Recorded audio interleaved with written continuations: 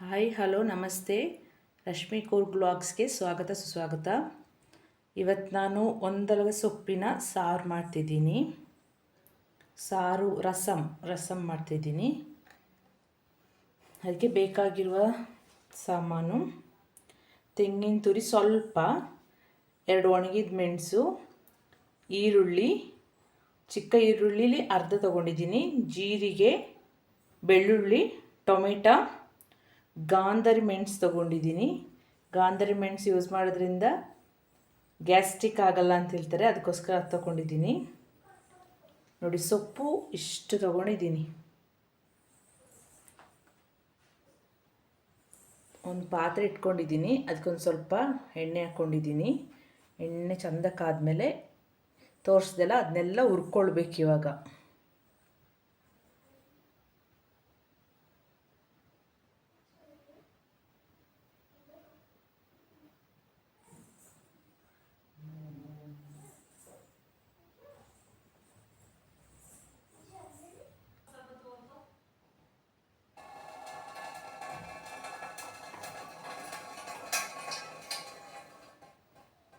First ಸೊಪ್ಪು ಹಾಕ್ಕೊಳ್ತಿದ್ದೀನಿ. ತುಂಬ ಸೊಪ್ಪು ತೊಗೊಂಡಿದ್ದೀನಿ.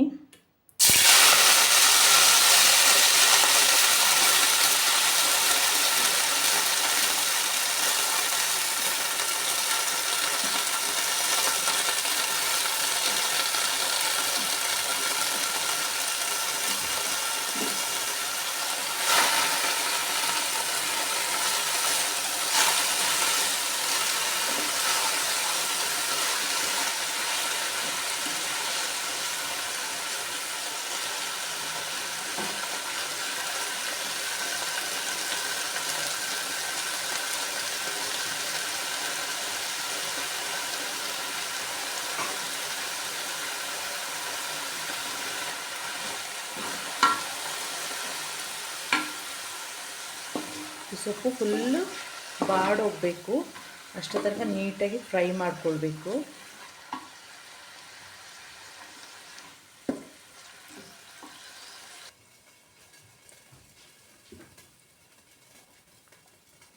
ನೋಡಿ, ಸೊಪ್ಪು ಹುರಿದಾದ್ಮೇಲೆ ಎಷ್ಟಾಗಿದೆ ಅಂತ.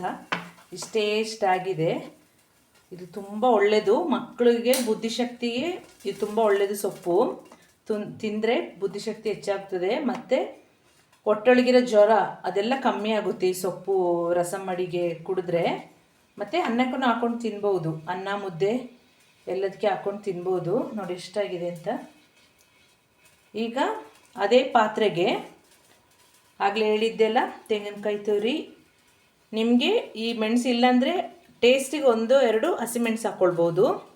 ನಾನು ಈ ಗಾಂಧಾರಿ ಮೆಣಸಿದೆ ಅಂತ ಅದೇ ಹಾಕ್ಕೊಂಡಿದ್ದೀನಿ. ಒಣಗಿದ ಮೆಣಸು, ಈರುಳ್ಳಿ, ಜೀರಿಗೆ, ಬೆಳ್ಳುಳ್ಳಿ, ಟೊಮೆಟೊನ ಫಸ್ಟ್ ಚೆನ್ನಾಗಿ ಹುರ್ಕೊಳ್ಳೋಣ. ಒಳ್ಳೆ ಮೆಣಸು ಹಾಕ್ಕೊಳ್ಬೇಕು. ಒಂದು 4-5-7-8 ಕಾಳು ಹಾಕ್ಕೊಳ್ಳಿ. ನಾನು ಅಲ್ಲಿ ಮರೆತು ಬಿಟ್ಟಿದ್ದೀನಿ, ಈಗ ಹಾಕ್ಕೊಳ್ತೀನಿ.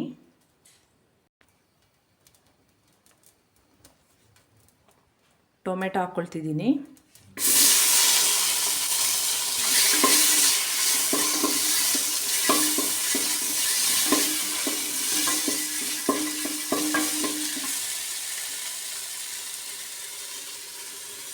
ಬೆಳ್ಳುಳ್ಳಿ, ಮೆಣಸು,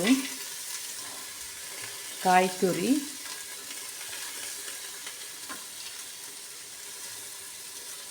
ಈರುಳ್ಳಿ ಅಷ್ಟನ್ನ ಫಸ್ಟ್ ಫ್ರೈ ಮಾಡ್ತಿದ್ದೀನಿ.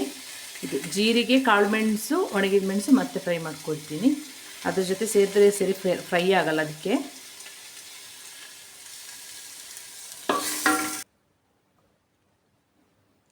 ಈಗ ಪುನಃ ತೆಂಗಿನಕಾಯಲ್ಲಿ ಹುರಿದಾಯಿತು. ಒಣಗಿದ ಮೆಣಸು, ಜೀರಿಗೆ, ಒಳ್ಳೆ ಮೆಣಸು ಹುರ್ಕೊಳ್ತಾ ಇದ್ದೀನಿ. ನೀಟಾಗಿ ಎಲ್ಲ ಹುರಿದು ಇದು ಸ್ವಲ್ಪ ಆರಬೇಕು, ಬಿಸಿ ಇದೆ. ಅದಕ್ಕೆ ಈ ಥರ ಎಲ್ಲದನ್ನ ಒಂದು ತಟ್ಟೆಗೆ ಹಾಕಿ ಇಟ್ಕೊಂಡಿದ್ದೀನಿ. ಇದು ಆರಿದ್ಮೇಲೆ ನೀಟಾಗಿ ಗ್ರೈಂಡ್ ಮಾಡಬೇಕು. ಇದನ್ನ ನಾನು ಮಡಿಕೆ ಇಟ್ಕೊಂಡಿದ್ದೀನಿ. ಆ ಮಡಿಕೆಗೆ ಚೆಂದಕ್ಕಾದ್ಮೇಲೆ ಸ್ವಲ್ಪ ಎಣ್ಣೆ, ಹಂಗೆ ಇಡು ಸಾಕು. ಸ್ವಲ್ಪ ಸಾಸಿವೆ,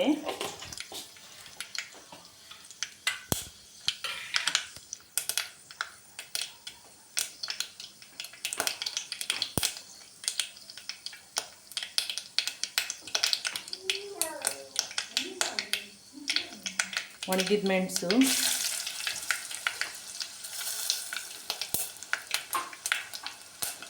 ಈರುಳ್ಳಿ,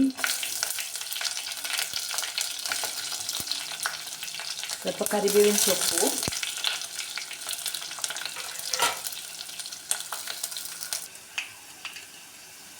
ಅದು ಫ್ರೈ ಆದಮೇಲೆ ಇಲ್ಲಿ ನೋಡಿ ನೀಟಾಗಿ ರುಬ್ಕೊಂಡಿದ್ದೀನಿ, ಅದನ್ನ ಹಾಕ್ಕೊಳ್ಬೇಕು.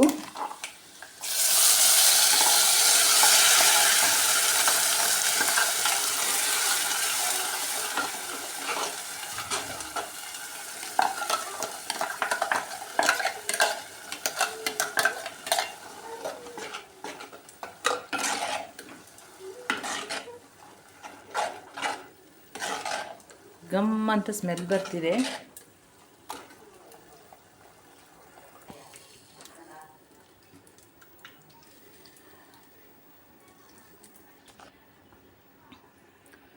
ಇದಕ್ಕೆ ಸ್ವಲ್ಪ ಹುಣಸೆಹಣ್ಣಿನ ರಸ ಬಿಟ್ಕೊಳ್ಬೇಕು.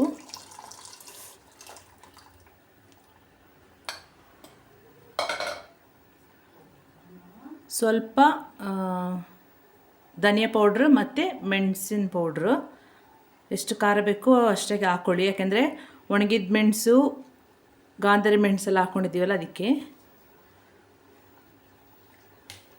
ಮತ್ತು ಸ್ವಲ್ಪ ಉಪ್ಪು ಸ್ವಲ್ಪ,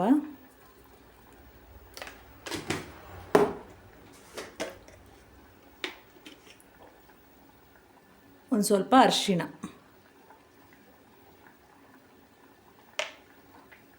ನೀಟಾಗಿ ಮಿಕ್ಸ್ ಮಾಡಿ ಕುದಿಯಕ್ಕೆ ಬಿಡಬೇಕು. ನಿಮಗೆ ಎಷ್ಟು ಗಟ್ಟಿ ಬೇಕು, ಎಷ್ಟು ನೀರು ಬೇಕು ಅಳತೆ ನೀವು ನೋಡ್ಕೊಳ್ಳಿ.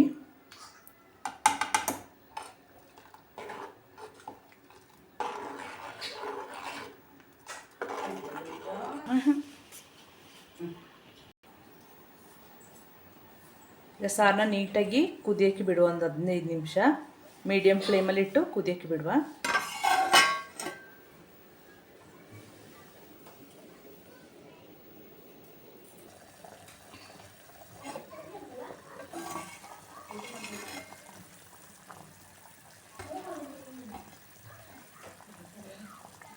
ನೋಡಿ ಚೆನ್ನಾಗಿ ಕುದೀತಿದೆ.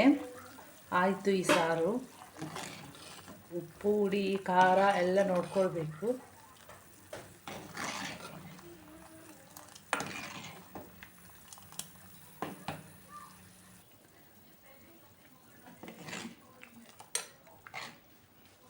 ನೋಡಿ ಫೈನಲಿ ಹೇಗೆ ಬಂತು ಸಾರು ಅಂತ ತೋರಿಸ್ತೀನಿ.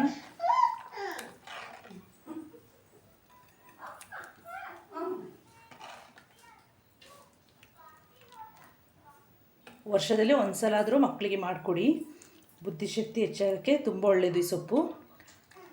ಈ ರೆಸಿಪಿ ನಿಮಗೆ ಇಷ್ಟ ಆದರೆ ರಶ್ಮಿ ಕೂರ್ಗ್ ಬ್ಲಾಗ್ಸ್ನ ಲೈಕ್, ಕಮೆಂಟ್, ಶೇರ್ ಮಾಡಿ. ಹಾಗೆ ಸಬ್ಸ್ಕ್ರೈಬ್ ಮಾಡೋದನ್ನ ಮರ್ತ್ಕೋಬೇಡಿ. Thanks for watching.